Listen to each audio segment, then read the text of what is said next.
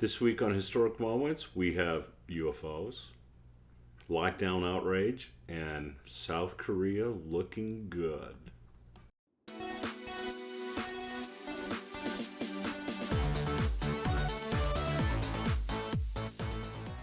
Welcome to Historic Moments with Lindsay. I'm not here to report the news. I'm here to start a conversation about the events that are affecting our lives. This episode is for the week ending May 3rd, 2020. We live in historic times. The world is changing, and we are seeing the first stages, the first waves of those changes coming about in our lives. All right, the first item is this image. It's an image of a UFO. The Pentagon this week, as reported by ABC News, the Pentagon has declassified 3 sets of film by the Navy of these UFOs. And of course, now the social influencers and the media, by and large, have had a field day with it. They have really made fun of President Trump, and little green men, aliens from space. They've made light of this news event. But for me, I think it bears a little more seriousness than that. I mean, because a UFO means an unidentified flying object. And all that means, it doesn't mean flying saucer. It doesn't mean aliens from space. It means it's something that flies and we don't know what it is.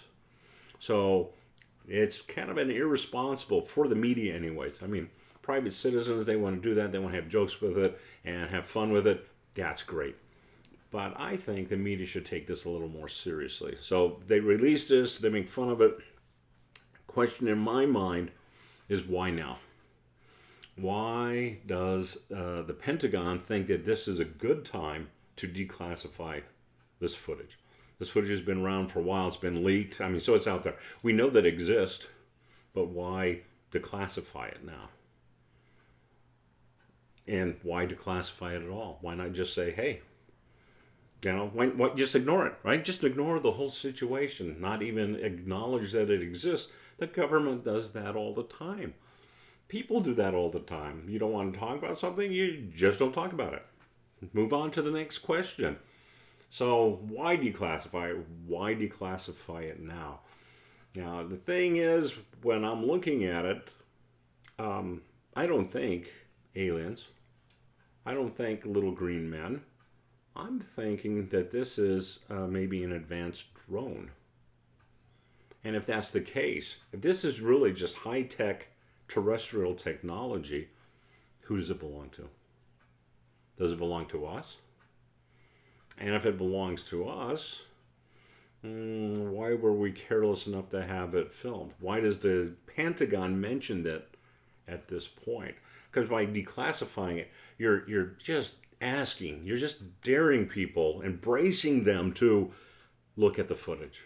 Is there a reason why the Pentagon would want people in this country, people in other countries to see this footage, to maybe connect that technology to our country? Or is it more disturbing that this could be technology by one of the other countries, one of the countries that we're not so friendly with? Russia, China. Are these drones? Are these manned craft? They're, I believe that they're reported to be about 32 feet. So they're not tiny. They're not. So when I say drones, please don't mistake me of thinking those little drones that deliver packages for Amazon, or that have cameras, that take pictures of, of football during the football games. The NFL, they've got those drones with cameras on them.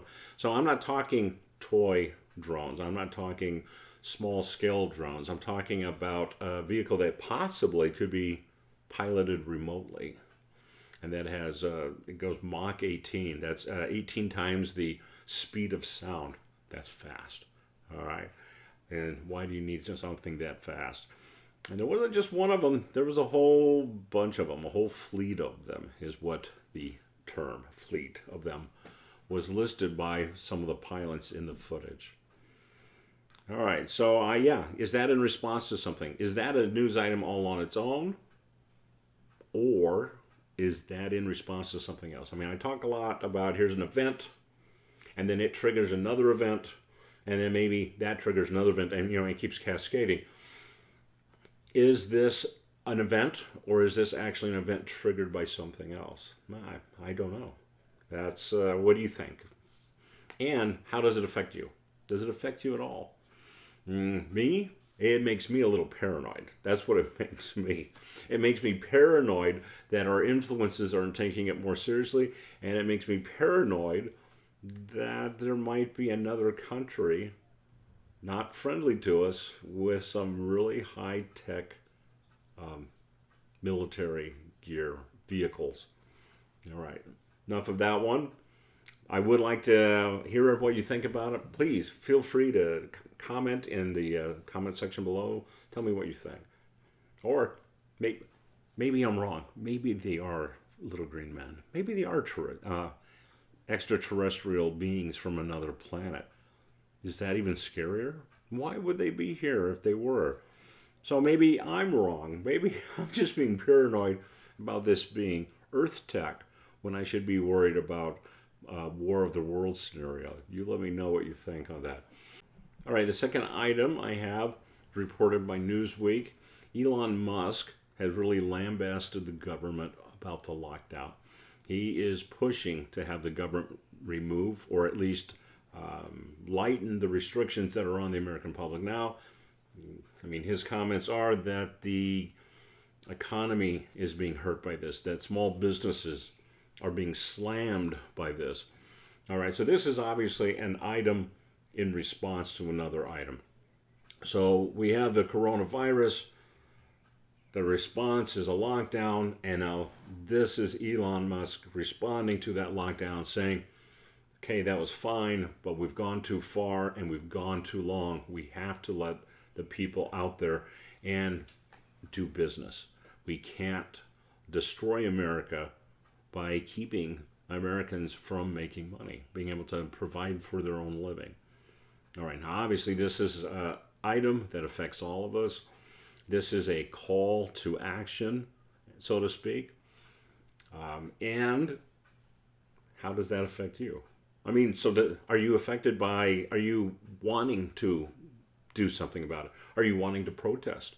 Are you wanting to defy the government stay-at-home order and go out there and do something? Maybe have a party. Maybe you go to the park with 6 of your closest friends and you do no social distancing. I don't know. I mean, there's a lot of ways that you could possibly respond to Elon Musk slamming them. You could be supporting him. You could be on social media, sharing that with other people and adding your own comments. You could be opposite opinion. You could be doing the same thing and then telling Elon, hey, you are off the reservation with this. You need to hold back on your criticism of what the government's doing to protect us. Yeah, be interested to hear your comments in the comment section. As always, what do you think? Has Elon gone too far? And are you on his side? What should we be doing? Does this spur you to take action, to somehow correspond with the government and give them a message of your own? Maybe form a virtual group that tells your governor that you think this has gone too far, or that you're willing to support the governor, or have you solutions? Maybe that's the point that we really should be looking at. Are there solutions to this?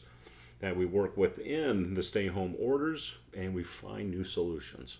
We work hard. We work together remotely to find solutions to the stay-at-home order that will allow us to still work and to make a living while social distancing as much as is reasonably possible. What actions are you taking? I mean, this is a huge, huge event in our lives. This pandemic is worldwide, and it really comes down to, how do we handle this? Do we stay at home? Do we find solutions? So your part of history in this hinges upon what you decide to do. Are you content with just merely staying at home because they tell you to stay home? And I'm not saying that's bad. I'm just saying you're not doing anything more than staying at home, finding ways not to go insane because you're isolated from everyone. Or do you say, I've got extra time, I'm stuck here, I'm going to become a solution finder. I'm going to be a person who helps find solutions for this problem and help myself and others. Okay? All right, another item, it's actually the same item, kind of connected, but Michigan, this is reported by Fox News, armed protesters stormed the state capitol because they don't like the lockdown. Okay, so I'm just talking about what do you do about it? You take the situation in your own hands and you act. All right, so obviously in Michigan, a lot of these people have. And they have done so bearing arms. Okay, is that too extreme? Or are you thinking that that's not far enough? Is this the first stage of a revolution? And will this expand? So they do this in Michigan. How long before people in other states decide to do the same thing? And I'm not coming down on opinion whether this is right or wrong. I am not suggesting that people in other states should do this. I'm just posing the question because that's what I do in life. I look at things and I'm like, well, where could we go from here? What if? What if? I mean, as a writer, what if is the most important phrase in the language. So, what if it doesn't stop there? What if it escalates?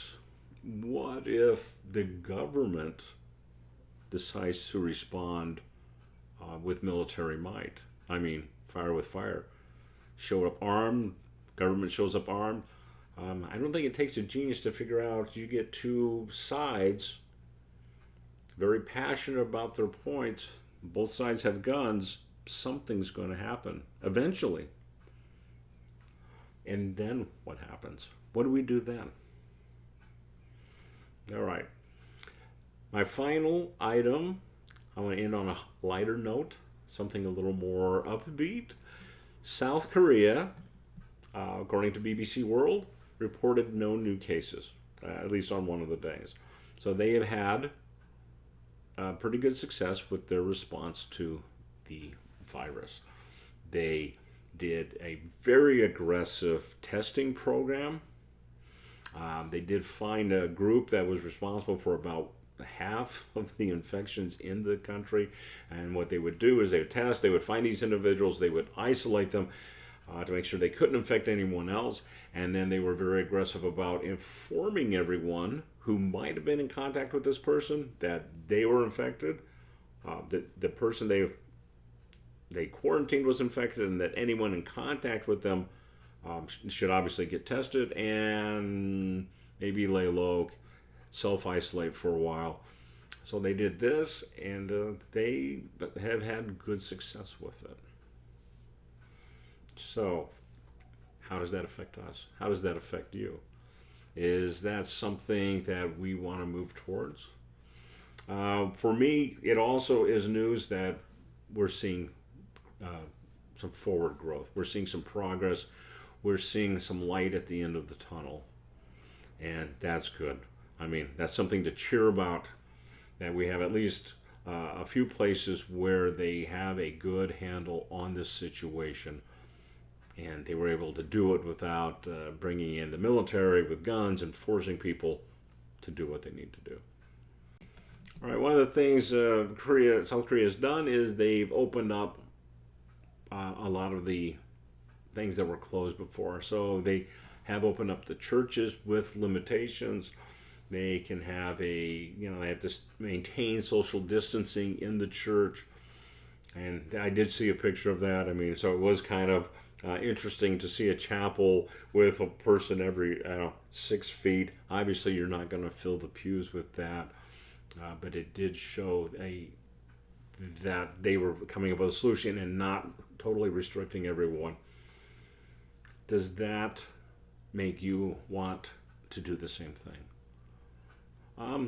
It's also reported that the virus does not do well outside. So my thinking, this is what it does for me. I mean, so they announced that. That's great.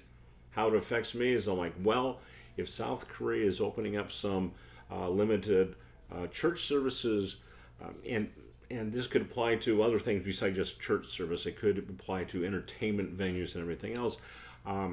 Could other people follow suit?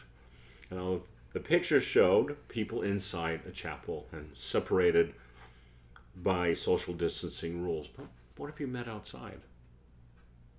What if you said, hey, we know that this virus has virtually no chance of spreading outside, and that's what we're going to do. We're going to meet outside. Would you do that? If you're a church-going person, or if you are desperate for entertainment, would you be willing to do that outside? Now, summer's coming up for some of us, and winter's coming up for others. Obviously, on the other half of the globe, how willing would you be to go to church if it's 100 degrees outside, 110 degrees outside? I mean, here in Phoenix, we get up to the 110s, maybe 120. You willing to go to church when it's that hot?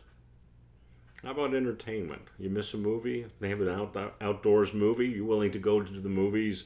And obviously those would be more at night because they could project on a wall, or you could go to a drive-in. Are you willing to do entertainment outside in the heat or in the cold if you're in the other half of the globe?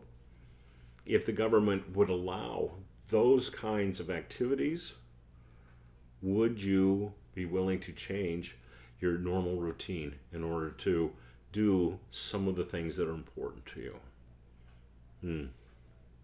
I would. I would totally be willing to do that.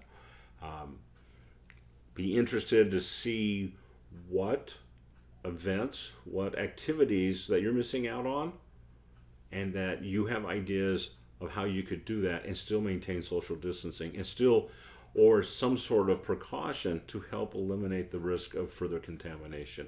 As always, comments below. Please leave them. Share with them. Let's get a dialogue going on this through the comments. All right, so that's it for this week. And as I've said, this is an age of one momentous event after another. Take the time to record your part of this history-making age. All right, that's it for this week. I hope I made you think.